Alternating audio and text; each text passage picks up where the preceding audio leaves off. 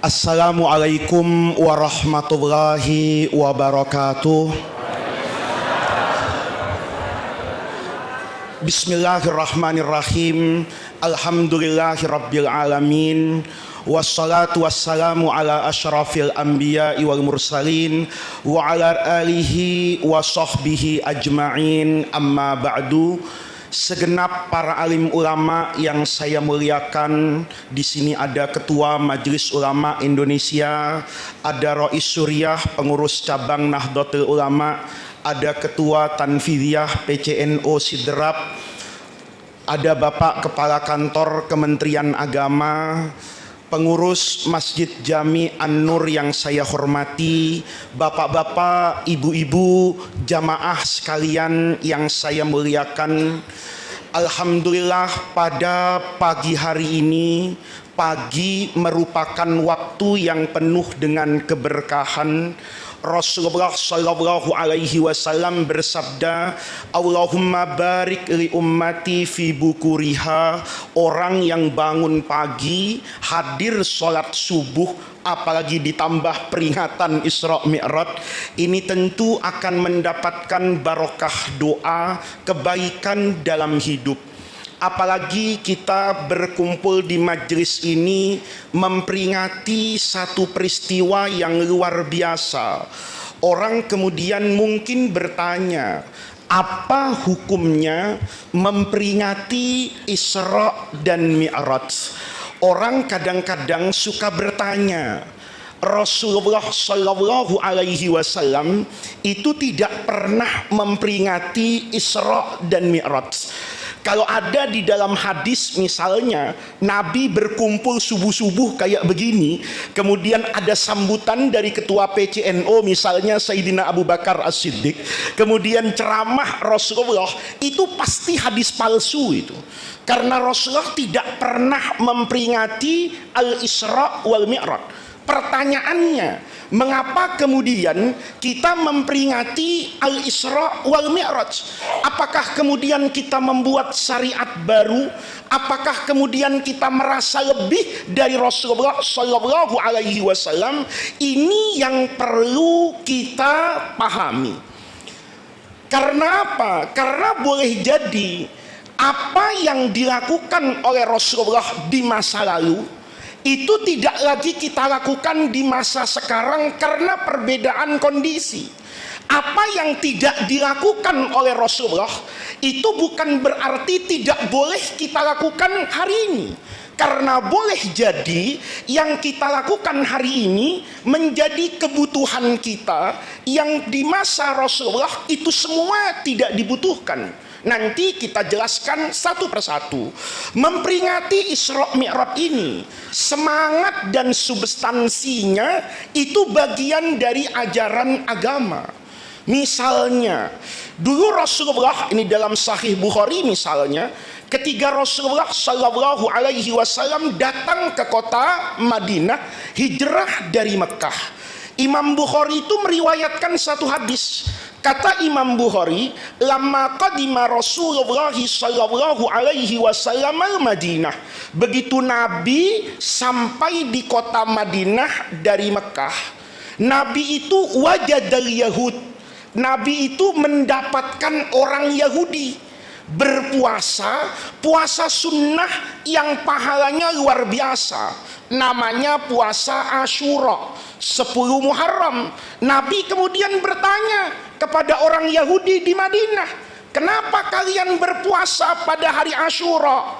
Maka orang Yahudi itu balik bertanya kepada Rasulullah, apakah orang Islam itu tidak tahu bahwa hari ini Allah Subhanahu wa ta'ala itu aghraqa Fir'auna, menenggelamkan Fir'aun, wa najja Musa, dan menyelamatkan Nabi apa itu? Nabi Musa.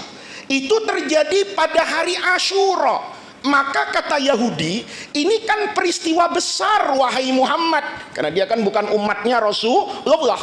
Dia mengatakan ini kan peristiwa besar. Bagaimana tidak besar?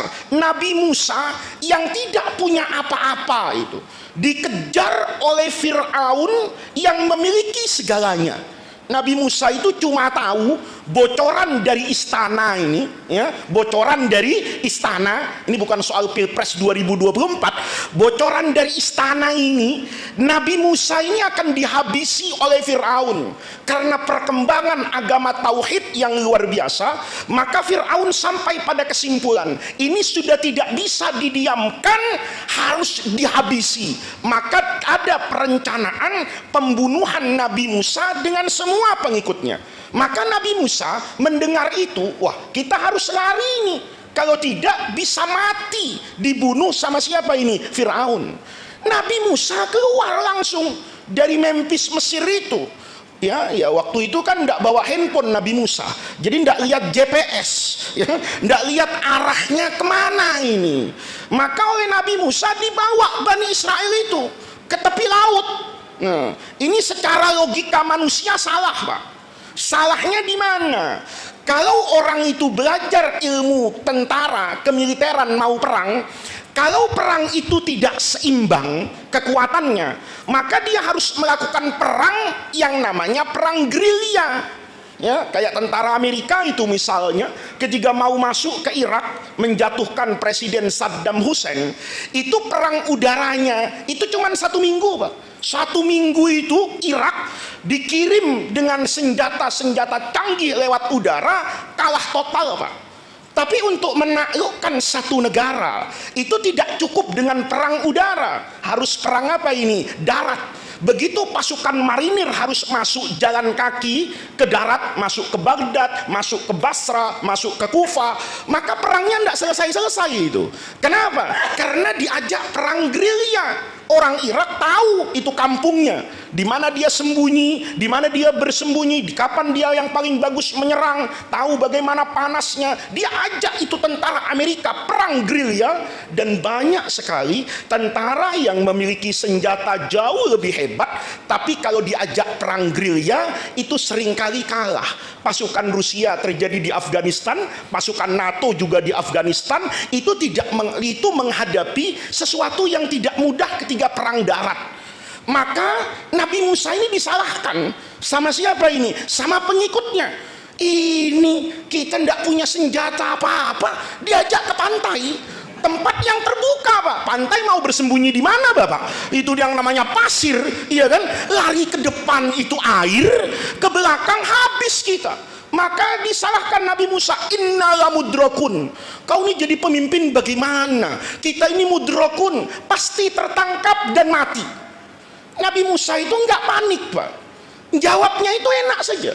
Kata Nabi Musa, kalla, enggak mungkin kita mati. Kata orang, bagaimana enggak mungkin? Kita jalan kaki. Ini Firaun bawa semua senjata modern pada masanya. Mungkin ada Panzer di situ, ada Toyota Land Cruiser di situ, ada semuanya, dikejar sama Haman ini. Kata orang, ini pemimpin kita kenapa lari ke sungai? Mestinya naik ke bukit-bukit di Pare-Pare sana itu kan, ya, di balik gunung bersembunyi, itu yang harus dilakukan. Mengapa ke pantai? Mati kita. Kata Nabi Musa, enggak, enggak mungkin kita hancur. Kenapa? Innama iya sabra, innama iya rabbi. Saya punya Allah. Fir'aun punya senjata, keyakinan yang kuat, innama iya rabbi, saya punya Allah, sayahdin, pasti akan ngasih jalan keluar. Begitu ngomong sayahdini sampai din nun, itu Jibril turun. Kata Jibril, ada apa Musa? Kata Musa, pakai nanya kau ada apa? Ini mati kita diserang dari belakang. Kata siapa itu? Kata Nabi Musa. Kata malaikat Jibril, kenapa kau pusingkan itu? Kata Nabi Musa, bagaimana tidak pusing? Saya ini membawa orang sekian banyak. Kalau cuma saya yang mati satu, tapi ini akan terjadi tragedi pembunuhan Jibril. Gimana caranya untuk selamat? Kata Jibril, gampang. Tongkat. Oh, ini tongkat luar biasa, Pak. Ya kan? Dipukul jadi ular. Ya, kata malaikat Jibril, pukul tongkatmu ke air. Itu Nabi Musa, ini penting, Pak. Itu keyakinannya kepada Allah.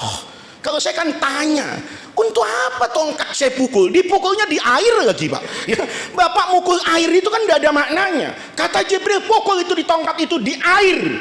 Kata Nabi Musa, saya pukul.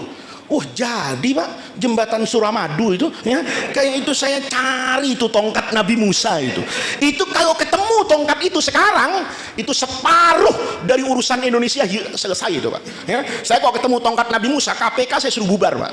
Kenapa? Setiap pemerintah mau membangun proyek sudah tidak perlu tender.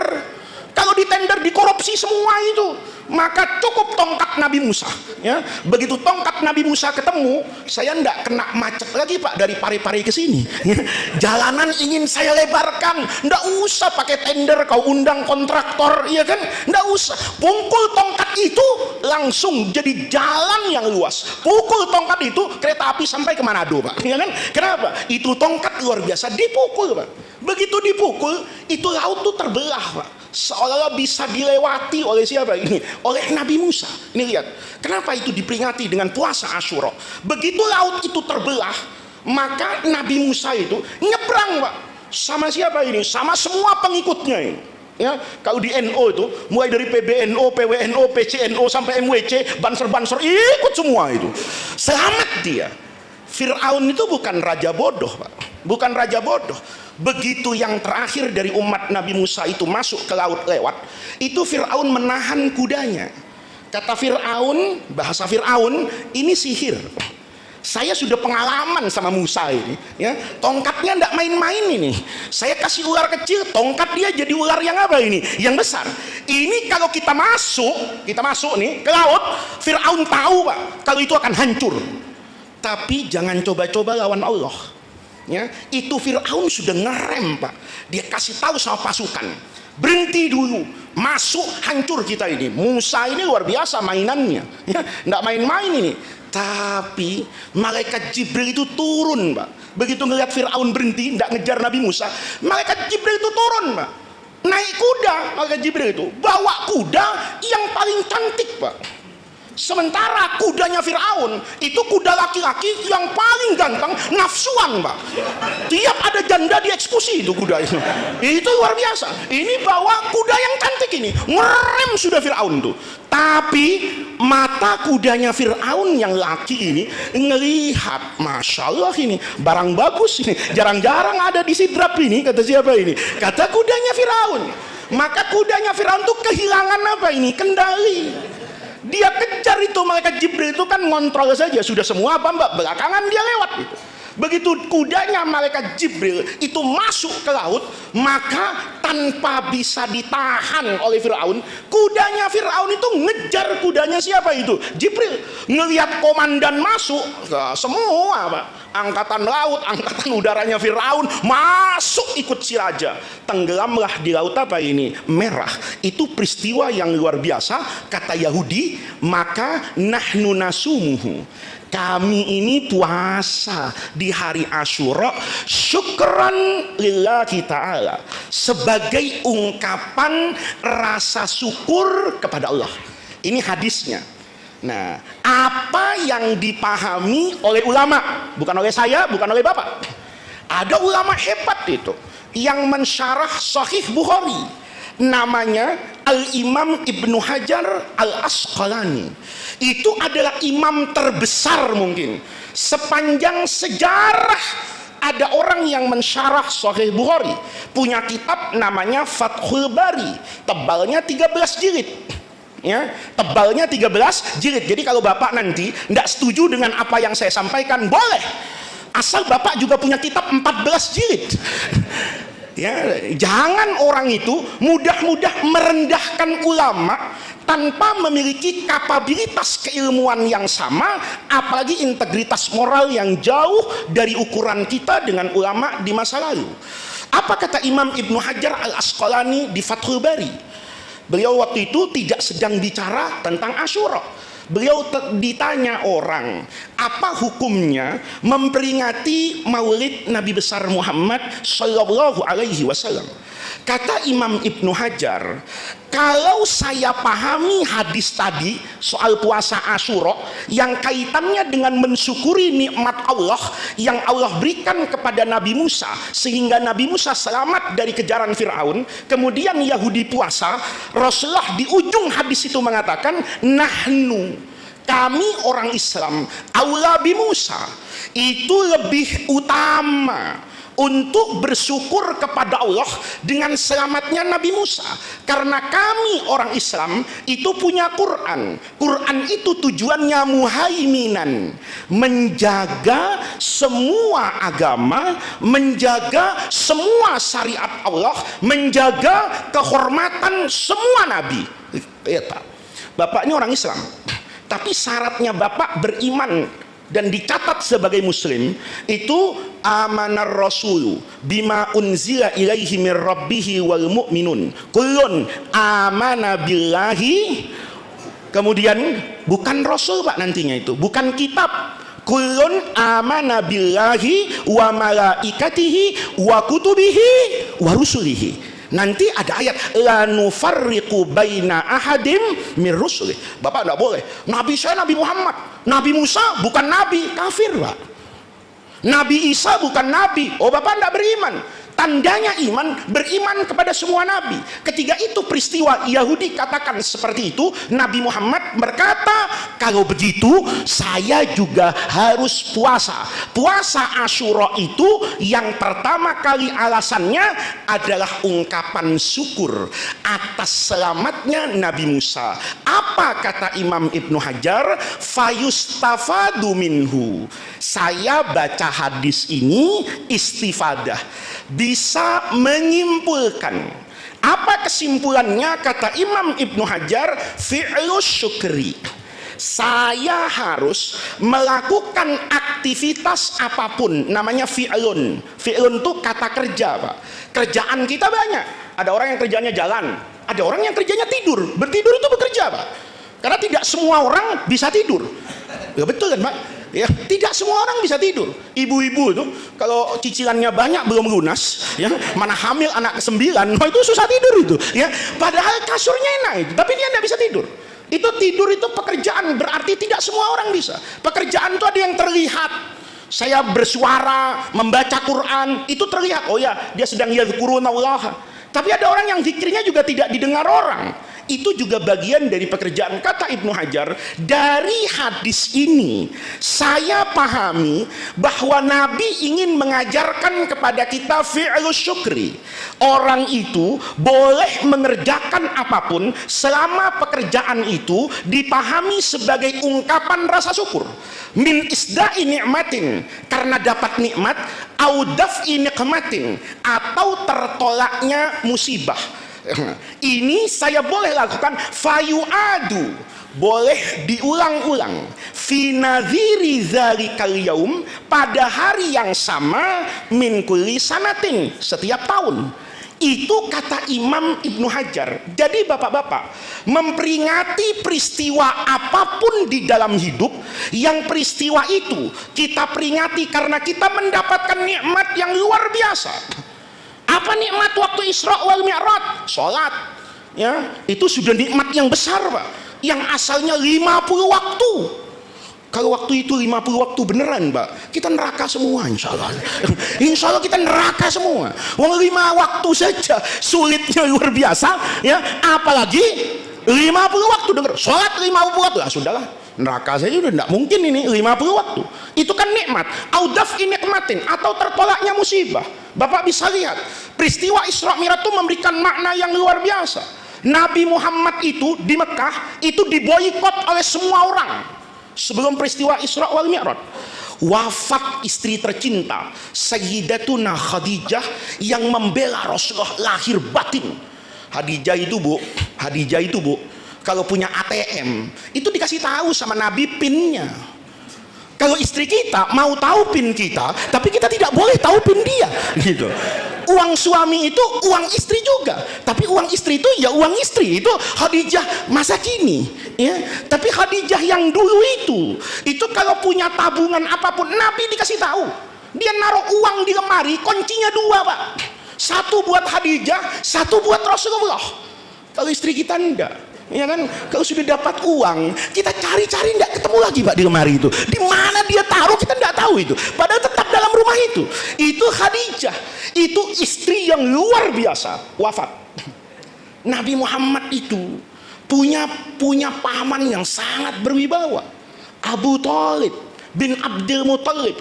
Itu orang Mekah tidak berani sentuh Nabi karena Nabi itu punya paman. Kata Abu Thalib, kau sentuh Muhammad mati kau. Jadi orang Mekah itu bilang, aku bukan takut sama keponakannya, pamannya itu yang jadi masalah. Ya kan, pamannya itu punya badik, pamannya itu punya senjata, pamannya itu punya wibawa, pamannya itu orang yang paling dihormati di kota Mekah, tidak berani sentuh keponakannya. Maka kita itu punya keluarga pejabat itu perlu, Pak, ya, perlu. Kalau ketua NU ini besanan sama gubernur Sulawesi Selatan, selesai urusan banser-banser ini, ya kan? Kenapa? Ada pendukungnya. Itu wafat, Pak, pada tahun yang sama, namanya Amul Husni, tahun yang penuh kesedihan. Itu yang ditunggu oleh Abu Jahal, Abu Lahab, Abu Sufyan. Hari ini siapa yang mau bela Muhammad? Hartanya nggak ada, Khadijah udah meninggal, Pak Wibawa nggak ada, pamannya sudah. Maka diusir Nabi Muhammad tuh, Pak. Diusir kan, dengan semua orang yang mengikuti Rasulullah itu diusir keluar dari kota Mekah, diboikot. Jangankan yang miskin, yang kaya seperti Sayyidina Abu Bakar itu tidak bisa bermanfaat uangnya, Pak. Dia mau datang masuk ke Alfamart, ditulis besar-besar, tidak menerima Muhammad dan sekutunya, tidak menerima Muhammad dan pengikutnya. Biar orang kaya mati, Pak, hari itu. Diusir sama orang Mekah. Maka Allah bilang, orang itu kalau beriman kepada Allah, kalau yang dia kerjakan kayak doa yang kita baca subuh tadi, sholat, inna sholati wa nusuki wa mahyaya wa mamati lillahi rabbil alamin, boleh kau tutup semua pintu dunia, akan aku bukakan pintu apa itu? Langit. Nah, peristiwa yang seperti ini itu kan termasuk dari apa yang dipahami oleh Imam Ibnu Hajar Al-Asqalani terkait semua pekerjaan yang bisa dipahami sebagai ungkapan rasa syukur tanpa harus bertanya, Pak, ini dikerjakan Nabi atau bukan? Ini penting, Pak, karena sebelum kita Isra Mi'raj kita harus yakin dulu ini kita ini tidak dosa. Ya, jangan sampai Isra Mi'raj itu tidak dikerjakan oleh Nabi. Yang tidak dikerjakan oleh Nabi itu namanya bid'ah. Ya, bid'ah itu kullu bid'atin dhalalah wa kullu dhalalatin finnar. Kan yang paling rugi saya, Pak. Sudah teriak-teriak, ya kan? Semalam tidur sudah malam, hari ini sampai nanti malam enggak tidur saya, Pak. Kalau terus kemudian, waduh, ini ceramah sudah capek-capek berkeringat, masuk neraka lagi. Kita cari Tuhan selain itu, Pak. Kita cari agama selain itu. Di mana rahmat? Di mana logika? Ini penting banget, Pak. Kenapa? Karena ketika kita pahami pemahaman ini, tidak boleh hadis itu kita baca dengan pemahaman kita, dengan terjemahan kita. Boleh jadi apa yang kita pahami itu menjadi salah karena kita tidak memiliki perangkat-perangkat yang dibutuhkan untuk memahami ajaran agama secara umum. Lihat, Pak. Nabi itu ya, kalau kita lihat sudah mengajarkan semua yang dibutuhkan oleh umat manusia. Ayatnya juga jelas, al-yauma akmaltu lakum dinukum. Pertanyaannya, apakah agama Islam itu sudah sempurna apa adanya, ya segitu-segitu aja, atau Islam itu sudah sempurna sebagai konsep dan norma? Ini penting, Pak, ya, supaya orang nanti dalam memahami agama itu tidak semena-mena. Islam itu sudah sempurna, tidak boleh orang bantah Islam tidak sempurna. Sempurna, hadisnya apa? Qurannya jelas, al-yauma, hari ini, akmaltu lakum dinakum, agamamu tuh sempurna. Pertanyaannya, sempurnanya Islam apa adanya? Apa sempurnanya Islam itu sebagai konsep, norma, substansi, inspirasi, dan ajaran? Kalau Islam sudah sempurna apa adanya, Bapak tidak bisa hidup sekarang. Ayo, bagaimana sholat di kereta api? Bagaimana sholat di pesawat? Bagaimana sholat di kapal selam, Pak? Di dalam tanah, di dalam air itu. Ya, kan tidak dijelaskan sama Nabi. Saya sholat misalnya, terbangnya di Saudi saja sudah. Ka'bah di bawah saya. Apa saya harus sholat begini? Kenapa kau ke bawah? Ka'bah di situ. Kita tidak pernah bilang begitu. Apa kau di dalam laut kita begini? Tidak pernah, Pak. Saya pertanyaannya, Bapak sholat di kendaraan itu diajarkan nggak sama Nabi? Teknisnya pasti nggak diajarkan. Karena kalau diajarkan, Islam jadi kaku, Pak. Kakunya di mana? Lah, kendaraan zaman Nabi itu cuma kuda sama unta. Mau sholat gampang Pak. Yang pertama kudanya suruh berhenti, ikat di pohon, kau sholat di situ bisa. Atau kudanya arahkan ke arah kiblat. Nabi sholat ala dabbah, itu hadisnya. Bapak naik kereta api di Jawa, ya, sudah menghadap kiblat asalnya Pak, kasih tahu sama masinisnya itu, di belakang ada Andreta Gurutai itu, Andre Gurutai itu sedang mau sholat ya, ini sudah cocok, ini arah kiblatnya, jangan kau ubah-ubah lagi ya. Kata masinis, apa urusan aku dengan kiaimu itu? Aku jalankan kereta ikut relnya ke kanan, belok ke kanan, kalau terus masuk jurang kita mati gitu. Bukan, lihat Pak, kalau Nabi bilang nanti kalau kalian sholat di atas kereta api begini-begini, Sayyidina Umar bingung dia, apa itu ya Rasulullah kereta api? Kata Nabi, kereta api itu bahasa Arabnya Umar al-Qitar, wa ma adraka mal qitar, turunlah surat kereta api gitu. Ya, ini kalau kita lihat nggak ada di zaman Nabi, betul Pak? Iya kan? Tapi secara norma Islam itu sempurna.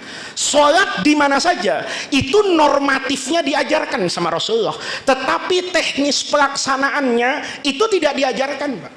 Ini penting. Jangankan itu, saya pernah di Arab Saudi Pak, di Masjid Nabi. Waktu itu ya sudah lama, sekarang nggak bisa. Tahun 90 itu Raudhah itu sepi Pak, sepi sekali tahun 90 itu. Saya sholat kemudian baca Quran. Qurannya waktu itu pemerintah Saudi itu masih kayanya luar biasa. Qurannya itu yang pinggirannya ada emasnya Pak, ya, itu ditaruh di Raudhah dulu, warnanya merah atau warnanya hijau. Itu harganya kira-kira 300 real sekarang. Itu ada tebal, sekarang nggak ada di masjid itu. Kertasnya tipis semua. Dulu kertasnya kayak dari bambu Pak, biar kita keringetan nggak akan kertasnya itu mengambang bagus itu. Habis sholat saya baca Quran, tengah-tengah baca Quran, leher saya itu menengok ke kiri, makam Rasulullah. Saya itu membayangkan, Masya Allah, kayak apa ya kalau bisa baca Quran depan Rasulullah. Karena terbawa perasaan, maka selesai baca Quran saya cium mushaf itu Pak. Saya cium ini Pak. Bapak jangan tanya itu diajarkan Nabi apa enggak. Agama itu bukan cuma fikih belaka Pak, agama itu pakai rasa Pak. Bapak sholat nangis itu gara-gara apa? Gara-gara rasa, bukan gara-gara balaghah Pak. Bukan gara-gara balaghah. Kalau karena balaghah banyak, kita juga sering baca Quran paham balaghahnya, belum tentu nangis Pak, karena nggak nyambung sama rasa. Rasa itu bagian dari agama. Jangan orang kemudian, wah itu apa hukumnya ya. Saya misalnya ketika itu nih cerita dulu, saya cium itu mushaf, subhanallah, ya Allah, ini yang diajarkan Nabi, saya cium. Ada orang Saudi narik kepala saya ditarik, dia bilang haram katanya. Kenapa haram? Bid'ah. Kenapa bid'ah? Nabi tidak pernah mencium mushaf. Saya bilang sodakta, bener. Kalau ada riwayat Nabi cium mushaf, pasti hadis dusta. Kenapa? Karena mushaf zaman Nabi tidak ada. Lihat, Allah berfirman dalam Al-Quran tuh, inna nahnu nazzalna dzikra wa inna lahu. Saya jaga otentitas Al-Quran itu. Dijaganya gimana? Lihat zaman Nabi. Zaman Nabi itu Pak, ketika wahyu itu sedang turun, itu murid Nabi itu, kalau Nabi bilang di Madinah atau dulu di Mekah, di rumahnya Arqam bin Abi Arqam, itu pesantren tertua dulu di Mekah, itu pusat dakwah Nabi. Kalau di Madinah, di masjid, kita ambil yang di Madinah saja supaya enak. Kalau wahyu turun, Sayyidina Bilal bilang as-salatu jami'ah, kumpul di masjid. Begitu kumpul di masjid, itu sahabat Nabi itu otomatis Pak membagi menjadi 3 kelompok. Nih ada 3 kelompok. Kelompok yang di sebelah kanan Rasulullah itu kutabul wahyi. Ini sekretaris negara, sekda ini, ya. Dia menulis Al-Quran atas perintah Rasulullah resmi. Karena Nabi tidak bisa nulis, Nabi buta huruf. Kenapa Nabi buta huruf? Kenapa Nabi tidak bisa menulis? Nah, mudah-mudahan saya diundang lagi ke masjid ini nanti penjelasannya. Ya, kau dijelaskan semua sampai asar kita di sini nanti, ya kan? Nah, Nabi itu buta huruf, tidak bisa menulis. Maka Nabi itu punya dalam hidupnya itu namanya kutabul wahyi, para penulis wahyu. Ada Sayyidina Abu Bakar di sana, ada Sayyidina Utsman, ada Ubay bin Ka'ab, ada Zaid bin Sabit, ada banyaknya orang. Dalam riwayat itu ada yang mengatakan 40 orang, ada yang mengatakan 60 orang. Kerjanya sif-sifan. Apa sif-sifan itu? Ada waktunya. Tidak semuanya berkumpul, tapi ketika ada wahyu pasti ada yang di situ. Maka di sebelah kanan ini otomatis nih. Nabi nengok, wah ada, sekretaris saya ada ini, semuanya lengkap. Nih di sebelah kanan. Di depan Rasulullah, ini orang yang tidak nulis Pak. Tapi ngapain? Menghafal. Begitu wahyu turun, dia rekam semua wahyu itu di kepalanya. Yang di sebelah kiri, ini menulis wahyu Pak juga. Nulis juga kayak yang di kanan. Tapi bukan penulis resmi. Ini penulis swasta Pak. Ini penulis swasta nih, tidak ada pensiunnya nanti ini ya, tidak ada gajinya ini. Ini orang yang menulis wahyu bukan atas perintah Rasulullah, tapi keinginannya sendiri untuk memiliki Quran yang ditulis. Begitulah Quran di masa Rasulullah. Ditulisnya pun sederhana Pak. Yang kaya kayak Sayyidina Utsman misalnya, karena sering menyembelih kambing atau unta, maka kulit untanya jadi kertas. Itu orang kaya. Yang miskin-miskin pelepah kurma Pak, atau batu-batu tipis, batu gunung itu. Alhamdulillah kita nemu kertas Pak. Kalau Quran ditulis seperti zaman Nabi, ada yang di pelepah kurma, ada yang di kulit binatang, ada yang di tulang Pak. Di tulang itu ditulis itu. Kita bisa bayangin Pak, kalau sampai kayak Quran masih kayak begitu hari ini, kayak apa kita? Ya, sebagian di kulit binatang, sebagian di tulang, sebagian di batu. Kita bawa ke tukang fotokopi. Pak, tolong ini jilid jadi satu. Kata yang jaga, kau bunuh saja aku kan gitu kan. Bagaimana menyatukan ini? Lihat, itu mushaf zaman Nabi. Kemudian yang ditulis ini nggak dibaca Pak. Ditaruh di mana saja. Kenapa? Karena orang semuanya hafal Quran. Mereka tidak butuh dengan Quran yang tercatat. Ini cuman secara administrasi ada dokumentasi yang tertulis. Ini ditaruh di mana? Di mana-mana. Ya Bapak bisa bayangin, kalau Qurannya ditulis di atas batu, kemudian dibawa pulang, nggak bisa tidur di rumahnya. Ini batu, aku tidur di mana? Di luar. Maka dia taruh di mana-mana, di kebun kurma, ya misalnya di tepi kota, di mana-mana dia tulis itu mushaf. Lihat Pak, itulah mushaf zaman siapa itu? Rasulullah. Begitu terjadi Musailamatul Kazzab, nabi palsu, ada perang namanya perang Al-Yamamah. Di situ qurra'ul Quran, orang yang hafid Quran, itu banyak apa itu? Meninggal. Maka Sayyidina Umar nih, jasanya besar ini, Amirul waktu itu masih asistennya Sayyidina Abu Bakar As-Siddiq itu. Itu Sayyidina Umar bilang sama Abu Bakar tuh lapor setelah waqatul Yamamah, banyak ahli Quran yang meninggal. Kata Sayyidina Umar, adrikil Quran ya khalifata Rasulillah. Pikirkan nasibnya Al-Quran. Kata Sayyidina Abu Bakar, apa itu Umar? Loh, ini yang hafal Quran banyak yang meninggal. Nanti kalau kita tidak urus Quran sesuai hari ini, nanti lama-lama setiap ada qori, setiap ada hafiz mati, maka Qurannya ikut masuk ke liang kubur Pak. Generasi setelah kita boleh jadi tidak akan tahu yang namanya apa itu ayat Quran. Kenapa? Karena dibawa mati sama qori ini. Atau ada orang yang menulis Quran tadi, tapi kan tidak ditulis di rumah, ada di kebun sana. Boleh jadi, jangankan orang lain, ahli warisnya tidak tahu dia taruh di mana. Kalau sekarang kan kita tahu semua harta warisan bapak, apalagi surat tanah. Surah Yasin boleh kita tidak hafal kan gitu, tapi surat tanah itu biasanya diketahui itu sama ahli waris. Ini ahli warisnya tidak tahu. Kalau nanti ada orang kehilangan satu catatan Quran, bagaimana Abu Bakar? Kata Abu Bakar, aksir.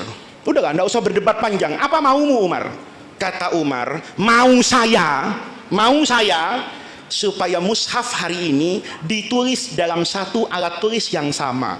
Kalau mau di pelepah kurma, kalau mau di kulit binatang, tapi sama semua. Nanti kita jadikan satu menjadi mushaf tertulis. Kata Sayyidina Abu Bakar, tidak bisa.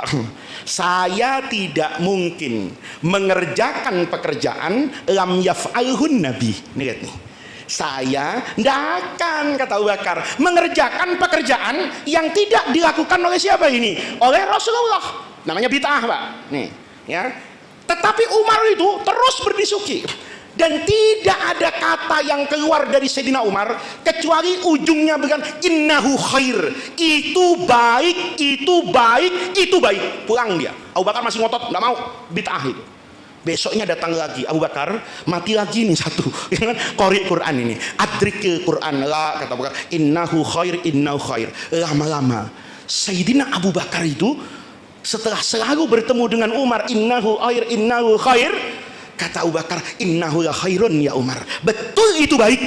Dibuat Pak panitia ya, kodifikasi Al-Quran, bukan menulis Pak, menyalin ya. Kalau nulis itu sesuatunya ndak ada, ini semuanya ada. Bapak baca sejarahnya itu.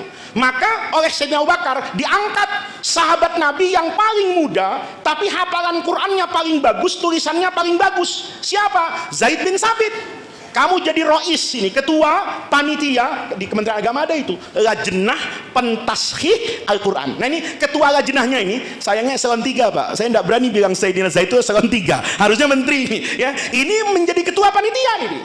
Maka Zaid Pak itu mengumpulkan semua sahabat dengan teori yang tidak pernah terbayangkan dan tidak dikerjakan oleh Rasulullah.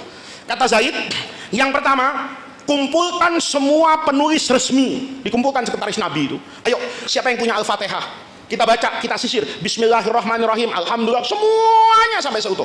Maka kata Zaid, ini surah Fatihah yang kalian tulis dulu semuanya. Ada yang berbeda? Tidak ada. Inilah Al-Fatihah. Ya, ini bukan pekerjaan ringan, Pak. Ya. Al-Baqarah bukan satu orang. Siapa yang punya Al-Baqarah? Saya 20 orang. Dicek satu-satu. Nanti setelah 30 juz, ini namanya Quran tertulis versi penulis wahyu. Selesai disimpan sama Zaid. Dipanggil masyarakat nih di stadion Pak, siapa yang punya tulisan Quran? Waduh, orang semua se-Sulawesi bilang aku punya. Saya cuma punya Al-Baqarah separuhnya Pak. Enggak apa-apa, semua catatan terkait Quran dikumpulkan semua Pak. Maka kata Zaid, ayo di luar penulis wahyu tadi, ayo Al-Fatihahnya dulu ya. Siapa yang punya Fatihah lihat tulisannya. Bismillah, alhamdulillah, terus sampai ihdinas siratal mustaqim waladhdallin, amin, semuanya ada. Maka disimpulkan inilah Al-Quran tertulis versi penulis swasta.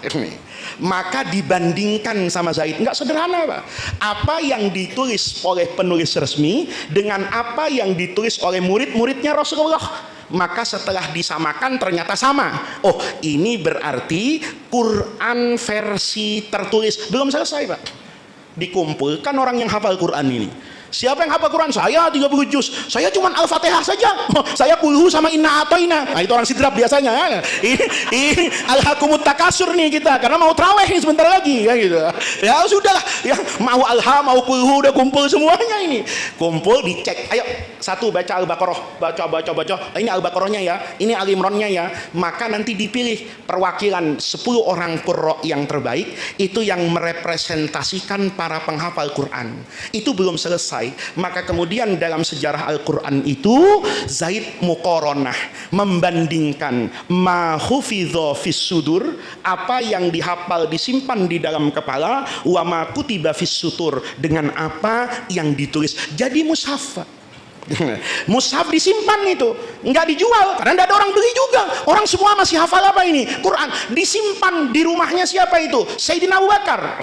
Itu mushaf tertulis, tidak pernah ada di zaman Nabi. Ini bid'ah. Nih.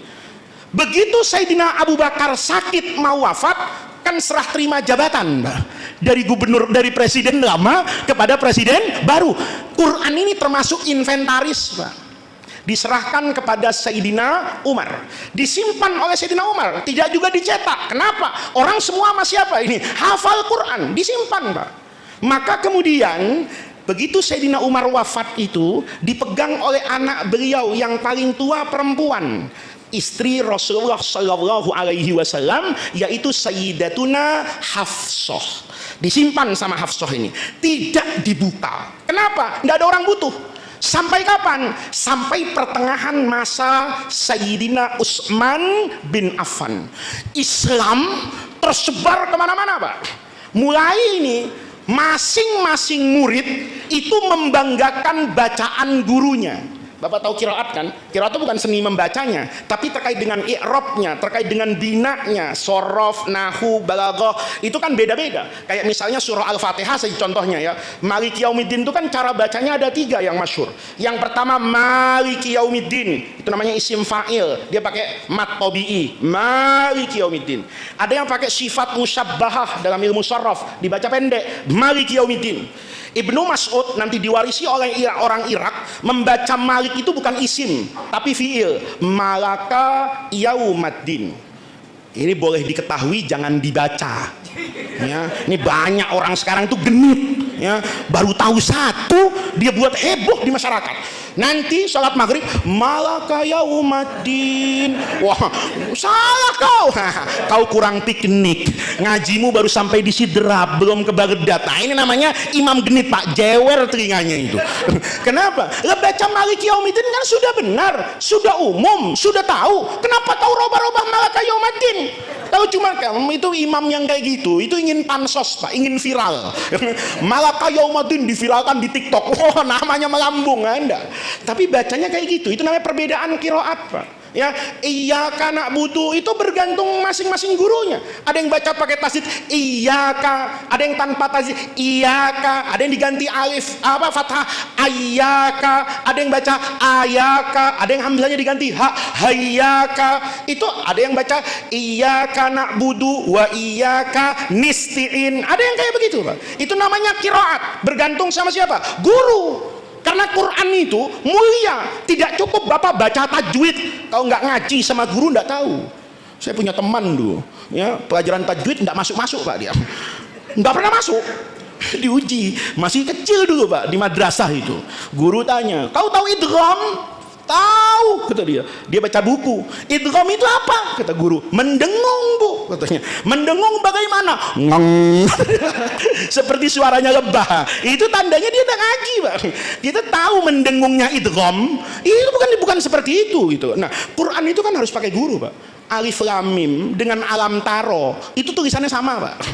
Ya kan, alif lam mim di alam taro jadi alam taro, di alif lam mim jadi alif lam mim. Nggak boleh Bapak baca Al-Baqarah alam salah gitu loh. Alam nggak bisa juga alif lam mim taro, pasti salah gitu. Nah itu Bapak-bapak, mulailah pada masa Sayyidina siapa itu Utsman.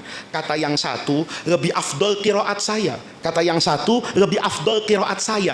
Gara-gara urusan qiraat dalam Quran itu menimbulkan permusuhan yang tidak kalah dahsyat seperti pendukung Jokowi dan Prabowo gitu loh ya. Masing-masing itu pisah masjid. Aku tidak mau baca itu, tidak afdol itu. Bikin masjid dia hanya beda qiraat, bayangin. Maka mulailah ini panglima-panglima Islam, gubernur-gubernur yang tersebar itu datang ke Madinah, bilang lagi adrikil Quran ya Amirul Mukminin. Presiden, perhatikan Quran. Quran hari ini kalau dibiarkan seperti itu maka akan menjadi sumber perpecahan, bukan lagi sumber persatuan. Begitu imamnya baca dengan qiraat tertentu, ada makmum yang mengatakan saya dulu ngajinya nggak begitu, ini salah, kita bangun masjid, ya kan? Mushaf juga identik dengan kelompok orang. Oh ini Qurannya si A, Quran saya tidak begini. Maka itulah Bapak yang melahirkan mukjizat Quran yang luar biasa, namanya Mushaf Utsmani. Lihat, Mushaf Utsmani yang asal itu ditulis pakai khot kufi. Bapak tahu kan bentuk-bentuk khot itu banyak. Khot kufi itu istimewanya apa? Dia ditulis tanpa titik Pak. Ini kalau ini kita masih pakai Mushaf Utsmani, tidak bisa kita baca sebenarnya. Karena tidak bisa bedakan antara ba, ta dengan sa kecuali dari bentuk huruf. Kita bisa bayangin tuh, Quran lengkap kayak begitu kita masih salah bacanya. Bagaimana kalau tidak ada harokatnya dan tidak ada titiknya? Tapi itu dibutuhkan di masa itu. Sehingga ini mukjizat. Ini cuma bisa dipakai Quran Pak. Bahasa Arab nggak bisa. Ini Quran. Maka mulai hari itu semua orang tuh bisa menggunakan mushaf yang sama untuk beragam bacaan. Nih contoh, kalau Bapak baca Mushaf Utsmani itu nggak ada mat tobi'i pakai alif Pak. Maliki Yaumiddin itu bergantung dia ngajinya di mana. Kan dikasih tanda Pak, kayak fathah miring sedikit, ya kan? Tidak dipakein alif. As-samawat itu habis mim, nggak ada alifnya Pak. Dia kasih tanda panjang supaya orang begitu baca ada tanda panjang. Oh, ini bacanya Maliki Yaumiddin. Kata yang satu, dari mana Maliki Yaumiddin? Tidak ada alifnya, bacanya Mali. Akhirnya mereka sepakat, ini Quran saya, ini Quran saya. Yang baca Malaka Yaumiddin. Oh, ini Malaka Yaumiddin. Kenapa? Tidak ada harokatnya. Sehingga dia biasa dibaca dengan beragam qiraat. Ibnu Mas'ud yang ngotot, ya ayyuhalladzina amanu in ja'akum fasiqun binaba'in fatatsabbatu. Qurannya bilang fatabayyanu. Kalau Bapak pakai khot biasa itu beda Pak, antara fatabayyanu dengan fatasabbatu, beda di titik. Tapi kalau titiknya dibuang, dihitung giginya sama Pak. Kalau ada papan tulis nih, kita tulis nih fatabayyanu dengan fatasabbatu, jangan ada titik di hurufnya. Maka orang yang baca Fatabayanu, ini Quran saya, ini bacanya fatabayanu. Kata temannya, ini Quranku juga ini, karena ini dibacanya fatasabbatu. Lihat, itu semua ada nggak zaman Nabi? Ada nggak zaman Nabi? Nggak ada. Semuanya baca Quran pakai mushaf Utsmani aman. Lama-lama tidak semua yang baca itu ahli Quran, tidak semua yang baca orang Arab. Ribut lagi di masa Sayyidina Ali. Kenapa? Harokatnya kacau, yang bisa menafikan maknanya. Lihat surah At-Taubah itu, bara'atun minallah wa adzanun minallah yaumal hajjil akbari annallaha bariun minal musyrikina wa rasuluhu wa rasulahu. Dibaca wa rasuli, kaget orang. Berarti status Nabi dengan musyrik ini sama, ataf. Nah, ini karena salah harokat, maka datang lagi nih sama Sayyidina Ali. Disitulah nanti Bapak, kalau kita terangkan panjang, mulai ada sejarahnya. Quran mulai dikasih harokat. Harokatnya pun sederhana. Kalau fathah, titik saja di atas huruf, dan itu berbahaya. Kalau ada orang nulis ta, titiknya pas di atasnya, disangkanya sa, karena salah tulis titik. Harusnya titiknya di sebelah sana. Itulah fathah. Kasroh begitu. Yang tidak banyak berubah itu dhammah, itu wawu yang kecil. Begitu terus sejarah. Itu tidak pernah ada di masa siapa itu? Rasulullah. Pertanyaannya, apakah itu berarti mengerjakan bid'ah? Jawabannya iya. Gitu. Kenapa? Ini penting, Pak. Bid'ah itu bukan hukum. Jadi kalau ada orang ditanya, apa hukumnya ini? Bid'ah itu dia sedang bercerita tentang sifat barang itu, bukan hukumnya, Pak. Ngaji subuh kayak begini, hukumnya bid'ah. Karena Nabi nggak pernah begini, Pak. Makanya Sayyidina Umar, lihat itu. Terawih di zaman Sayyidina Umar, walaupun nanti ada khilaf, ada yang mengatakan Rasul juga terawih 20. Sudahlah, anggap hadis yang dohir. Nabi itu terawih 11 rakaat. Anggap seperti itu. Ya, anggap seperti itu. Kita ikutlah. Sudah, hadis yang sahih itu Nabi memang sholatnya 11 rakaat. Tapi 11 rakaat Nabi beda loh. Ya, jangan tanya panjangnya. Kami itu kalau sholat terawih sama Nabi hampir tidak dapat sahur, Pak. Rakaat pertama Al-Baqarah, rakaat kedua Ali Imran. Nanti rukuknya itu miqdaru ma yaqra'u minna khamsina ayat. Jadi rukuknya itu kayak kita baca amma yatasaalun. Dipraktekkan Ramadan ini di Masjid An-Nur. Insya Allah keluar dari pintu masjid ini, keluar dari pintu itu imam saya yakin bisa dibunuh orang gitu. Minimal sendalnya hilang sudah, biar kapok dia tidak datang ke masjid saya lagi. Itu Nabi, Pak. Lihat, Pak. Apa kemudian orang boleh mengatakan bahwa sholat tarawih itu dibatasi 11 rakaat? Enggak boleh, Pak. Dari mana nggak bolehnya? Dari pemahaman sahabat yang paling tahu terkait Quran. Dulu Nabi itu terawihnya juga nggak tiap hari. Bapak terawih tiap hari itu bid'ah, Pak. Tapi jangan separuh pintar separuh bodoh. Ada orang nggak terawih ke masjid. Saya tanya, kau kemarin nggak terawih? Pak Ustadz nggak paham hadis ini. Nabi itu tidak selamanya terawih di masjid, Pak Ustadz. Oh iya, kata saya. Nabi kalau nggak terawih di masjid, terawih di rumah lebih panjang. Kalau kau tidak datang ke masjid, rasanya tidak terawih memang gitu. Ini orang, Mbak. Dulu Nabi itu tidak terawih terus-terusan di masjid, Pak. Maka lihat nih, kalau Nabi terawih di masjid, Nabi imamnya. Kalau Nabi tidak terawih di masjid, lalu sholatnya itu berkelompok-kelompok, Pak. Partai Demokrat, Pak Anies di sana, gitu kan ya. Ini Erick Thohir di tengah, Ganjar di sana, Pak ya. Itu beda-beda imam. Kalau besok Nabi keluar, sholat bareng Nabi. Kalau Nabi tidak keluar, yang dulu ngaji sama Sayyidina Abdullah ibnu Mas'ud di sana, yang ngaji sama Ubay bin Ka'ab di sana. Itu terjadi sampai Rasulullah wafat, sampai masa pemerintahan Abu Bakar, sampai di masa awal pemerintahan Sayyidina Umar. Sayyidina Umar mikir, kok terawih kayak begini ya? Katanya ya begini dari zaman Nabi. Kata Umar, loh zaman Nabi terawih begini ada alasannya. Nabi tidak terawih setiap hari supaya orang tuh paham terawih itu tidak wajib gitu loh. Jadi Ramadan itu, Pak, tidak terawih itu tidak apa-apa, cuman kebangetan gitu ya. Terawih cuman setahun sekali kalau tidak terawih gitu loh. Artinya secara hukum tidak apa-apa. Ini rahmatnya Nabi, bil mu'minin raufun rahim. Jangan ada persepsi kalau terawih itu menjadi apa ini kewajiban. Kata Sayyidina Umar, sekarang kan Rasulullah sudah wafat, agama udah selesai, paham kita kalau terawih itu tidak wajib, sunnah. Kenapa? Kata Sayyidina Umar, enggak kita robah sajalah. Jama'nahum ala imamin wahidin. Mulai besok imamnya satu aja. Kita bukalah musabaqah imam lah ya. Maka yang paling pantas kata orang itu Ubay bin Ka'ab. Itu adalah imam besar di masa Sayyidina Umar. Sebenarnya yang berhak jadi imam itu Sayyidina Umar, cuman suaranya tidak enak. Ini orang harus tahu diri Pak ya. Kalau suaranya itu serak, saya ditawa enggak, karena suara saya tidak seenak imam tadi. Kalau saya yang jadi imam kayak tadi subuh bacanya lama-lama, Bapak bilang ini orang sudah suaranya serak-serak banjir. Kalau becek masih enak gitu, serak-serak banjir masih juga memaksakan, kan begitu toh. Kata Umar, jangan saya yang jadi imam, cari yang paling enak, Anda sautan keras dan enak. Diunjuk Ubay bin Ka'ab. Lihat nih Pak, Ubay bin Ka'ab datang kepada Sayyidina Umar, ya Amirul Mukminin, terawih kita kayak gimana? Lihat, kalau hukum terawih itu pasti, Ubay tidak akan tanya, langsung aja kayak Nabi 11 rakaat, tarik Al-Baqarah rakaat pertama. Ya, kau suka tidak suka, inilah Nabi. Kau keluar dari masjid, aku cap munafik kau, ya kan? Kenapa? Tidak mau diajak seperti Nabi. Lihat Pak, tanya Ubay bin Ka'ab, ya Amirul Mukminin, kaifa nusalli? Kata Sayyidina Umar, dulu orang itu Ubay diajak sholat panjang-panjang, tenang. Imamnya Rasulullah, makmumnya Abu Bakar. Sekarang makmumnya Abu Gosok. imamnya Abu Gosok, makmumnya kacau ini. Maka kata Umar, kita ini harus bersiasat. Kita harus dapat pahala yang sama dengan masa Nabi, tetapi kita tidak membebankan orang dengan beban yang terjadi pada masa Nabi. Lihat di Fathul Bari di Sahih Bukhari itu. Apa kata Sayyidina Umar?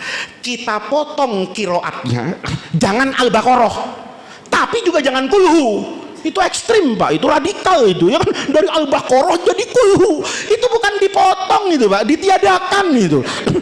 Kata Sayyidina Umar, Ubay, kita potong bacaannya. Al-Baqarah itu 280 lebih ayatnya. Kau baca saja setiap tarawih 50 ayat. Berarti pahala kita kalah dengan Rasulullah, karena Rasulullah 287 ayat. Kita cuma berapa ini? 50. Kita tebus itu dengan menambahkan rokaatnya.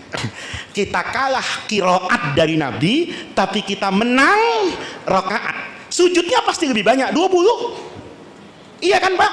Itu yang dikerjakan. Lebih hebat lagi Imam Malik, Imamu Daril Hijrah, itu terawihnya 36 rakaat belum witir. Kenapa? Kata Imam Malik, orang di Mekah itu enak, setiap 2 rakaat terawih dia tawaf, pahalanya banyak. Kita tidak bisa tawaf, tidak ada Ka'bahnya di Madinah.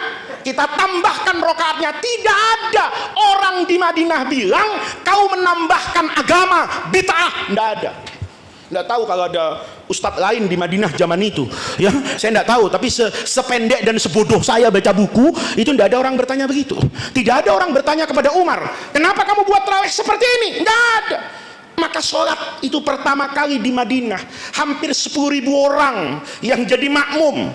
Umar di belakang Pak, begitu ngelihat kayak begini Umar bilang, ni'matul bid'atu hadhihi, sebagus-bagusnya bid'ah ini. Jadi Umar itu yang bilang bid'ah itu ada yang bagus, ada yang tidak bagus. Kalau semua bid'ah bagus, tidak tahu itu Umar siapa. Saya minta diajarin lah ya, mungkin ada Umar yang saya tidak kenal ya, atau bacaan saya itu masih 10 lembar, mungkin harus saya baca 1 juta lembar, silahkan, tidak ada masalah. Tidak ada masalah. Saya tidak mengatakan apa yang saya sampaikan ini benar, tidak ada.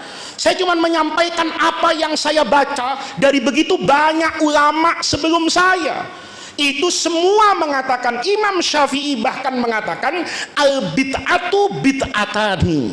Bid'ah itu ada 2, karena bid'ah itu bukan hukum Pak. Bid'ah itu barang baru yang tidak pernah ada sebelumnya, namanya bid'ah. Maka Allah itu disebut bid'ah. Di mana? Firman Quran itu. Allah itu disebut bukan saja khaliqus samawati wal ardi, tapi badius samawati wal ardi. Karena Allah menciptakan ini, tidak ada contohnya. Kalau Bapak menciptakan robot, ada contohnya orang. Bapak buat pesawat, ada contohnya burung. Lihat, maka Bapak tidak disebut badiu pesawat. Kenapa? Karena pesawat nyontoh burung, tapi Allah disebut badius samawati wal ardi, tidak ada contohnya. Jadi bid'ah itu bukan hukum, cuman ingin mengatakan ini tidak dikerjakan oleh Rasulullah. Pertanyaannya, apa yang tidak dikerjakan oleh Nabi, apa kita tidak boleh mengerjakan? Sama kalau dibalik, apa semua yang dikerjakan Nabi boleh kita kerjakan? Haram mungkin. Ayo, Bu, Nabi istrinya berapa? Bu, jawab. Ini ngaji harus jujur, Bu. Nabi istrinya berapa? Nah, 9. Suami ibu 1. Nggak boleh 9, Bu. Kenapa? Haram. Kan jangan baca ayat Quran sepotong-sepotong. Laqad kana lakum fi rasulillahi uswatun hasanah. Ya kan? Ya, wah, Nabi itu teladan kita. Nabi istrinya 9. Kita masih 1 ini, istiqomah, ahlu tauhid, ya kan? 1. Ini masih kurang 8. Bapak nikah 8 haram, walaupun dikerjakan oleh Nabi. Nabi itu kalau puasa, enggak berbuka. Namanya wisol. Nabi itu bisa 7 hari, bisa 3 hari puasa, Pak. Tapi, kata Nabi, umat saya yang paling bagus, itu yang begitu azan maghrib, langsung minum. Kalau Bapak azan, terus nggak minum, ditanya, kenapa kau tak minum? Kau yang ingat dunia terus. Kita ingat akhirat lah, katanya. Jangan langsung makan, jangan langsung. Bisa kita tunda nanti habis taraweh. Itu bukan soleh, Pak, goblok gitu loh. Kenapa? Agama nyuruh berbuka. Loh, kenapa Nabi nggak berbuka? Itu ada yang namanya khususiyatun Nabi. Fi'lun Nabi itu dipretelin, Pak. Ada yang harus kita pasti ikuti. Ada, ini yang penting, yang substansinya kita ikuti, tapi teknis implementasinya berbeda-beda. Karena bid'ah itu bukan hukum. Saya berani menantang kalau ini, Pak. Karena semua sarjana Islam, semua kiai pasti belajar usul fikih dulu. Hukum itu cuma 2, Pak. Ada namanya ahkam taklifiyah, ada namanya ahkam wad'iyah. Lihat nih, taklifiyah itu melihat subjek pelaku, al-wad'iyah itu melihat yang namanya objek pekerjaannya. Misalnya sholat maghrib, apa hukumnya? Hukumnya buat saya wajib, fardu ain, itu namanya hukum. Buat saya fardu ain, buat anak-anak yang masih kecil bukan fardu ain. Itu namanya hukum. Wajib, sunnah, mubah, makruh, haram. Itu namanya ahkam. Semua pekerjaan itu kalau melihat subjek pelakunya tidak akan keluar dari yang 5 itu. Nikah, apa ada hukumnya? Nggak ada, Pak. Nggak ada. Nikah itu apa hukumnya? Nggak ada. Kapan hukumnya ada? Tergantung subjek pelakunya. Kalau Bapak uangnya banyak, sudah cukup umur, lihat perempuan kepengen menerkam, ya kan? Kalau tidak nikah zina, maka nikah buat dia hukumnya wajib. Selesai, Pak. Bapak tidak punya uang, tidak punya nafsu sama perempuan. Kalau lihat perempuan sama dengan ngelihat sapi, ya, disentuh sama perempuan sama dengan bersentuhan dengan tiang masjid. Maka hukum nikah buat dia tidak lagi menjadi apa itu? Wajib, itu bisa jadi haram. Gitu. Itu namanya hukum dalam agama. Ya, ngaji kayak begini hukumnya bisa wajib, Pak, kalau sekampung tidak ada yang ngaji. Tapi kalau kita ngaji sampai jam 10 bisa jadi haram. Istrinya bilang sama suaminya, abang mana uang belanja? Aduh, aku tadi ngaji sampai jam 11 ya, tidak dapat uang, tidak makan anaknya, haram, Pak. Karena ngaji seperti ini, sehebat apapun hukumnya sunnah, Pak. Bapak ngasih nafkah keluarga sekurang apapun hukumnya wajib. Lihat, itu hukum. Yang kemudian wad'iyah itu objeknya. Sholat, kan harus tahu sholat saya sah apa enggak. Di situ ada namanya syarat, di situ ada namanya rukun. Saya sholat sah enggak, Pak? Ya tergantung, katanya. Kau wudhu enggak? Wudhu. Bajunya suci enggak? Suci. Tempatnya suci enggak? Suci. Mustaqbil kiblati enggak? Oh ya, berarti syaratnya sudah. Lihat rukunnya. Kau tadi takbiratul ihram enggak? Kau baca Fatihah enggak? Itu pun hukumnya beda-beda, Pak. Ada orang sekarang tuh hebat betul. Saya mau mengajarkan sholat sesuai Nabi. Saya tanya, pernah lihat Nabi enggak orang itu? Loh, iya, Pak. Pernah lihat Nabi enggak orang itu? Sholat itu yang sama dengan Nabi itu cuma 2, Pak. Takbiratul ihram sama salam. Saya belum pernah lihat itu. Orang berbeda. Pasti Allahu Akbar sama Assalamualaikum warahmatullah. Kalau Bapak buka hadis, ini penting, Pak. Bapak buka hadis, sebanyak apapun, sholat itu dari awal sampai akhir, kecuali takbiratul ihram dengan salam pasti beda. Doa iftitah beda-beda, Pak. Kedudukan Fatihah, lihat nih. Fatihah itu wajib dibaca apa enggak? Itu ulama beda-beda. Dan jangan Bapak itu berbeda gara-gara fikih. Coba kita kembali pada Quran dan hadis. Kau pikir ulama tidak baca Quran? Kau pikir Imam Abu Hanifah itu pakai majalah? Gitu loh. Ini jangan orang itu baru baca hadis 2 hari terus jadi kiai, baru dengar Quran terjemahan merasa paling alim, baru ngaji di YouTube tadi. Saya agak paham tuh bahasa Bugis tadi, kok ada YouTube disebut ini ya, baru ngaji di YouTube ya, oh ini nggak boleh begini, kata siapa, katanya. Kalau ngaji masih katanya, itu jangan nentang-nentang orang. Betul Pak, Fatihah yang paling penting, rukun sholat kata Imam Syafi'i, itu Imam Abu Hanifah bilang enggak. Sholat itu baca apa saja boleh, berdasarkan apa? Quran. Quran yang ngomong, faqra'u ma tayassara minal Quran. Itu semua mufasir sepakat itu turun terkait bacaan dalam sholat. Faqra'u ma tayassara minal Quran, baca yang gampang-gampang. Kata Imam Syafi'i, tapi ada hadis, la sholata, tidak ada sholat yang sah illa bi fatihatil kitab. Ayo saya tanya, Bapak mau ikut Quran apa hadis? Ayo, ini Quran dengan hadis ini bertentangan, Pak. Ayo Bapak mau ikut yang mana? Kalau tidak pakai ilmu, kacau Pak. Ketika pakai ilmu, beda-beda Pak. Kata Imam Abu Hanifah, cara pandang saya akan yang mengambil yang lebih kuat derajat periwayatannya. Quran itu mutawatir, diriwayatkan oleh orang banyak. Hadis la sholata illa bi fatihatil kitab itu khobar ahad, hadis yang diriwayatkan individu sahabat. Saya tidak mungkin meninggalkan yang diriwayatkan orang banyak hanya karena satu riwayat yang diriwayatkan oleh orang per orang. Maka kata Imam Abu Hanifah, ayat Quran ini lebih kuat dari hadis. Hadisnya dihukumi dalam ilmu usul fikih namanya mansuh, dihapus, selesai. Kata Imam Syafi'i, enggak, ini ada 2 dalil. I'malud dalilaini, mengamalkan 2 dalil itu lebih afdol daripada mengambil yang satu dengan meninggalkan yang satu. In amkanal jam'a, kalau orang yang baca itu bisa mencari titik temunya. Titik temunya di mana? Kata Imam Syafi'i, ayat faqra'u ma tayassara minal Quran itu tidak bertentangan dengan la sholata illa bi fatihatil kitab. Kenapa? Bacalah yang paling mudah. Kata Imam Syafi'i, surah Quran yang paling mudah dihafal dan orang semua tahu Al-Fatihah. Buktinya apa? Kita kalau cari mantu Pak, mau akad nikah itu, kadang-kadang penghulunya ragu-ragu nih, ini orang bener ndak Islam, dicek Fatihahnya Pak. Kalau ada orang Islam nggak bisa baca inna atau inna, nggak apa-apa. Bisa jadi dia baca yang panjang-panjang, lupa yang pendek-pendek, bisa jadi. Tapi tidak mungkin ada orang Islam di dunia ini nggak baca Al-Fatihah. Maka kata Imam Syafi'i, faqra'u ma tayassara minal Quran, tafsirnya adalah Al-Fatihah. Diamalkan dua-duanya. Ayo, coba kita bisa memahami kayak gitu? Nggak bisa Pak, baca Quran jarang. Ya kan? Lah ini saya mau jelas sama Bapak, nggak semudah itu beragama. Ada hadis Pak yang menyampaikan tuh Nabi Muhammad di depan semua sahabat. Itu pahamnya beda-beda. Apalagi kita, gurunya banyak. Ada Kiai NU, ada Kiai Muhammadiyah, ada Kiai Demokrat, ada Kiai Golkar, ada Kiai PDIP yang sudah berbeda-beda kepentingannya. Dulu gurunya Nabi Pak, Bapak baca itu. Perang Ahzab itu kata Quran, perang yang berkumpul semua golongan Arab.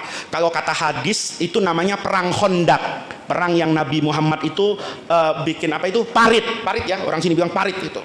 Selesai perang itu, Nabi Muhammad tuh kaget Pak, karena Nabi sudah copot bajunya ini. Kita udah perang nih, bersiaga nih lebih dari 1 bulan, capek ini, perang yang paling berat.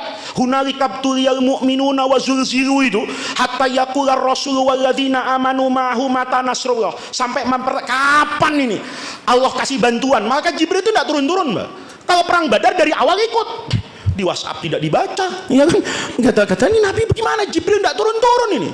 Sampai lama Pak, begitu Allah kirim angin itu yang kemudian menang mengusir tentara Ahzab itu, Nabi berganti pakaian, wajar sudah lama. Jibril turun Pak, masih pakai baju tentara lengkap. Kata Nabi, kau tidak ganti baju, masih baju perang. Kata Jibril, siapa yang nyuruh kau copot bajumu? Loh ada apa? Allah memerintahkan usir Yahudi Bani Quraidah itu. Diusir bukan karena agama. Nah, ini nanti bagian di Kemenak itu, bicara tentang Islam yang Islam dan agama-agama itu. Kalau Bapak mau dengarkan nanti datang ke acara Kemenak ya, saya tidak jelaskan hari ini ya kan, karena nanti kita sampai duhur. Nah, kata Rasulullah, kata Jibril, usir itu Bani Quraidah karena dia mengkhianati negara kesatuan Madinah. Usir dia. Kata Nabi, kapan? Sekarang, cepat, perintah Allah. Dikumpulkan semua orang Pak. waktu itu pasukan. Nabi pesan hadisnya ini nggak pakai derajat Pak, karena ini langsung dengar dari Nabi, nggak ada Sahih, nggak ada Hasan, nggak ada Doif. Kenapa? Kita hadis Hasan Doif kan karena mata rantainya. Saya dengar ini dari siapa? Loh, hadis Doif itu Pak dibuang sama orang itu semuanya nggak semuanya benar Pak. Karena hadis Doif itu tetap memiliki kemungkinan diucapkan oleh Nabi, tapi cara periwayatannya saja. Misalnya nih Pak, Bapak ngaji sama saya, ibu-ibu ini banyak sekali. Tahu-tahu ada orang ahli maksiat, katakan copet di pasar, ya. Tahu-tahu mampir sholat subuh di sini Pak. Semua yang ada nih tidur, ya. Kecuali copet. Dengar ayat Quran, saya bilang wala ta'kulu amwalakum bainakum bil batil, mengambil hak orang lain, mencari yang haram, itu enggak boleh. Diingat betul sama copet. Keluar, dia ketemu pelacur habis tugas malam, ya kan? Dia bilang sama pelacur ini, enggak boleh kau melacur, dosa. Kenapa? Kiai tadi bilang begini-begini. Kata pelacur, apa iya Kiai ngomong begitu? Kenapa? Bapak-bapak ada yang tahu nih, karena tidur. Tapi pelacur tadi tahu, karena dikasih tahu sama copet. Nah, ini namanya hadis doif Pak, bukan perkataannya, tapi rawinya copet gitu loh. Saya percaya atau tidak, ini penting Pak, ya. Jadi nggak semua orang mazhab ahli sunnah, nggak semua hadis doif itu dibuang. Imam Bukhari iya dalam sahihnya, tapi Imam Bukhari punya kitab lain namanya Al-Adabul Mufrad. Itu di dalamnya banyak hadis yang doif, tapi tidak bertentangan dengan agama. Maka di sini hadisnya sahih Pak. Nabi ngomong sama pasukan nih, kalian, saya baru dapat perintah dari malaikat Jibril nih. Untuk apa ini? Kata Allah, cepat usir Bani Quraidah sekarang. Maka Nabi ngomong, la yusalliyanna ahadukum sholatal asri illa fi Bani Quraidah. Kamu jangan sholat asar kecuali di Bani Quraidah. Anggap dari Sidrap mau ke Makassar Pak. Kata Nabi, kau jangan sholat kecuali di Maros. Jalan pasukan ini, duhur, asar, maghrib di sini jam setengah 6. Udah katakan setengah 6. Jam 6 ini belum sampai Maros Pak, masih macet di Pare-Pare. Maka sahabat Nabi ini saling melirik. Kata yang satu, ayo sholat. Kau buta ya? Itu matahari hampir terbenam, kita belum sholat asar. Temannya dibilang apa itu? Buta kau, ya, ndak berhenti. Ya, mesti kau bilang berhenti, ini kita sholat asar dulu, sudah maghrib. Yang dibilang buta ndak terima, dibilang kau budak. Apa? Budak itu tahu budak Pak? Ya? Tuli, kau tuli. Tuli apa? Ndak dengar. Nabi bilang apa? Jangan sholat asar kecuali di Maros. Kau lihat nih, ini di mana nih? Pare-Pare nih. Ndak sholat yang ini Pak, terus aja. Yang ini sholat Pak. Lihat nih. Pulang, dua-duanya cepat-cepat lari ke Rasulullah. Kata yang satu, Nabi tidak sholat asar. Ini tidak sholat asar Nabi ini. Asarnya di Jama' Isya di Bani Quraidah itu, ya. Asar, maghrib, Isya jadi satu, ini orangnya Rasulullah. Yang gitu, ini Nabi tidak taat perintahmu. Katanya jangan sholat kecuali di Maros. Di Pare-Pare dia sholat. Nabi ada bilang, kau salah, nggak ada. Nabi tersenyum. Kenapa? Karena hadis Nabi itu memang bisa dipahami dengan dua cara tadi. Yang satu itu pas bandrol Pak, kacamatanya kuda. Jangan sholat kecuali di Maros. Selama ini bukan Maros, tidak sholat dia. Biar sampai hari kiamat dia tidak sholat itu, karena belum sampai di Maros. Kata yang satu ini metafora, bahasa balaghahnya namanya majas. Di situ ada istiharah. Maksudnya Nabi, kau jalan tuh cepat supaya nanti maghrib sudah di Maros gitu. Kata yang satu, Nabi nggak ngomong begitu, jalan-jalan cepat. Nabi cuma bilang, ini ribut Pak, sampai kiamat kurang 1 hari tetap berantem ini. Itu indahnya Islam. Apa yang ingin saya katakan Bapak? Wahyu itu turun dari Allah, tapi akal manusia juga ciptaan Allah. Tidak boleh salah satu itu menafikan yang lain. Akal bilang sama wahyu, kau nggak usah ikut campur, aku yang pintar, nggak boleh. Wahyu juga bilang, sudah jangan pakai otakmu itu, pakai Quran saja. Nggak begitu Pak. Agama yang benar itu pasti menggunakan wahyu yang benar, dipahami dengan cara yang benar. Memahami hadis itu harus pakai ilmu Pak.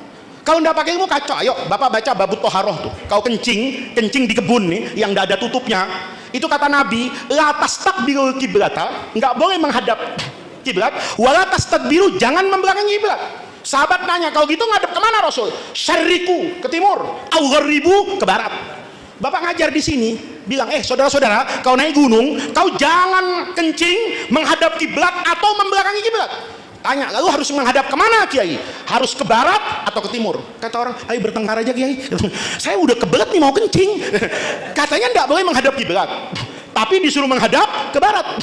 Katanya tidak boleh membelakangi kiblat, tapi harus menghadap ke timur, karena dia tidak pakai otak paham hadis tuh. Kalau dia pakai otak, dia tahu ini hadis diucapkan Nabi di mana? Di Madinah, yang letak geografisnya berbeda dengan Indonesia. Maka kata barat dan timur sekalipun diucapkan oleh Rasulullah, akal sehat pasti mengatakan itu harus dirubah menjadi utara dan selatan. Itu agama. Itu agama, ya. Ngaji, maka orang sini tuh ayo buka pengajian, jangan modal satu hadis kullu bid'atin dolalah. Dia baca pakai terjemahan semua bid'ah haram. Itu ngaji di mana, Pak? Gitu loh. Karena lafadz kullun itu ada bab khas tersendiri, dalam ilmu nahwunya ada, dalam usul fikihnya ada, balaghahnya ada. Ayo, Quran bilang tidak semua kullun itu artinya semuanya. Kata siapa? Bukan kata Faiz, kata Quran. Ayatnya apa yang paling Bapak sering dengar? Al-Kahfi. Bapak tahu ceritanya Nabi Musa sama Nabi Khidir itu? Iya kan? Begitu naik perahu, ini ilmu aneh, Pak. Naik perahu, Pak. Tahu-tahu perahunya dilobangi. Iya kan? Itu Nabi Musa bilang, wah guru sesat ini. Ajaran apa ini? Naik perahu, perahunya dilobangi, mati kita semua.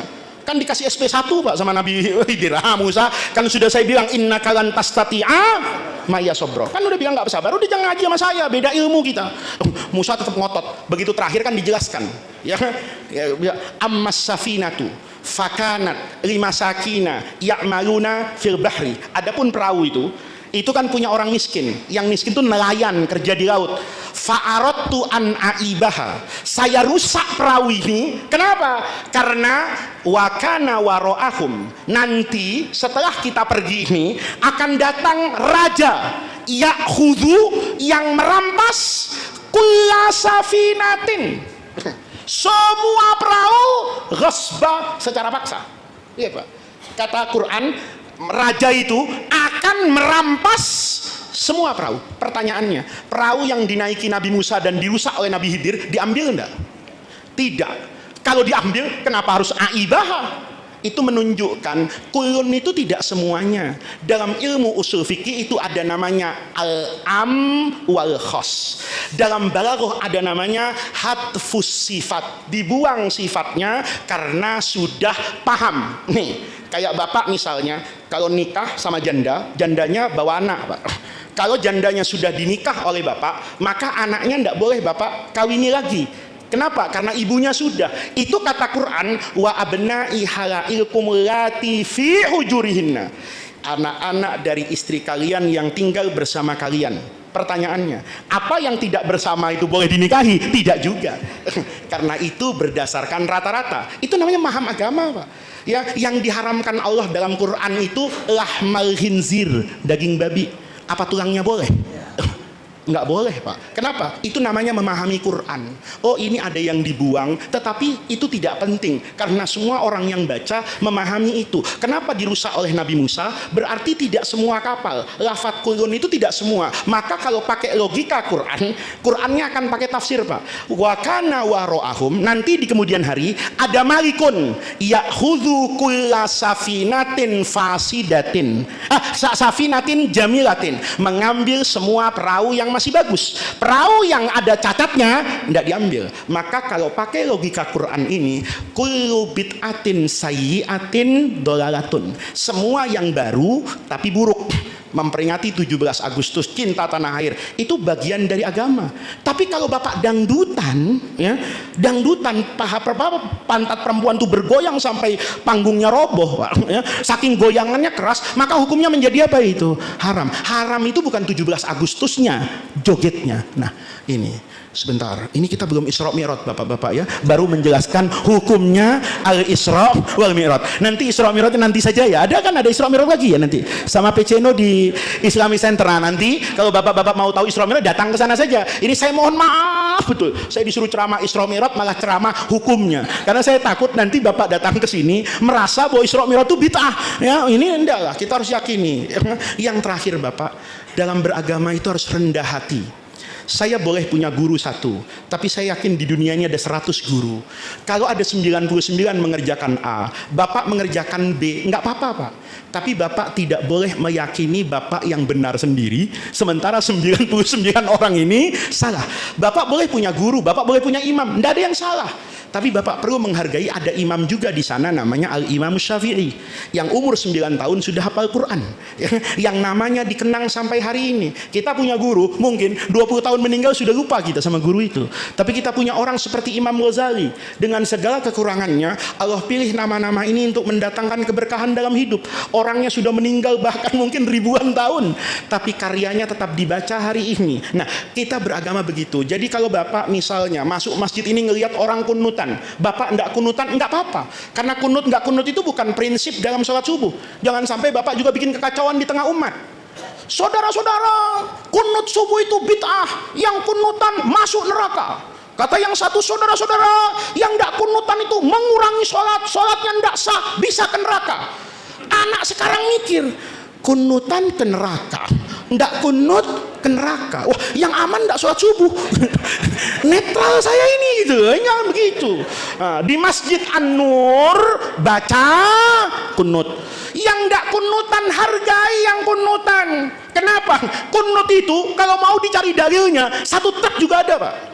Bapak di satu masjid yang orang semuanya ndak kunutan. Kalau Bapak jadi imam ndak usah kunut, menghormati orang banyak. Kalau Bapak takut ndak kunutan, jangan jadi imam. Ya suruh aja imam yang ndak kunutan biasa, selesai damai beragama. Maka dulu NU sama Muhammadiyah itu Pak, itu debatnya antara benar dan salah, bukan antara benar dan sesat, bukan antara kafir dengan iman. Nggak boleh Pak, nggak boleh. Orang pun, wah ini bid'ah, ini sesat. Loh, kalau sesat itu kan neraka Pak. Kalau saya bilang, saya kunutan mudah-mudahan benar. Teman Muhammadiyah tidak kunutan, mudah-mudahan benar. Kenapa? Dalilnya punya sama-sama. Jangan kemudian, wah yang tidak kunut itu sesat, masuk neraka. Nggak boleh begitu. Ini penting sekali agar kita bisa menjaga ukhuwah Islamiyah. Kembali kepada Quran dan hadis itu bukan baca Quran sendiri, bukan baca hadis sendiri. Datang kepada guru, ngaji menurut pemahaman begitu banyak ulama, sehingga pemahaman kita itu bisa dipertanggungjawabkan bukan dari satu guru tapi dari banyak orang. Mudah-mudahan Allah jadikan jam'ana hada jam'an marhuma wa tafarruqana min ba'dihi tafarruqan maksuma. Mudah-mudahan hadirnya kita di Masjid An-Nur ini sesuai dengan namanya, kita mendapatkan nurul ilmi, mendapatkan cahaya keilmuan, cahaya keimanan. Mudah-mudahan sebagaimana kita disatukan oleh Allah pada sholat subuh ini, Allah juga menyatukan kita kelak di akhirat bersama Sayyidina Rasulullah sallallahu alaihi wasallam. Ini yang bisa saya sampaikan. Rabbana atina min ladunka rahmah wa hayyi' lana min amrina rasyada. Allahumma la tahrimna khaira ma indaka li syarri ma indana. Kurang lebihnya saya mohon maaf. Wallahu muwaffiq ila aqwamit thariq. Wassalamualaikum warahmatullahi wabarakatuh.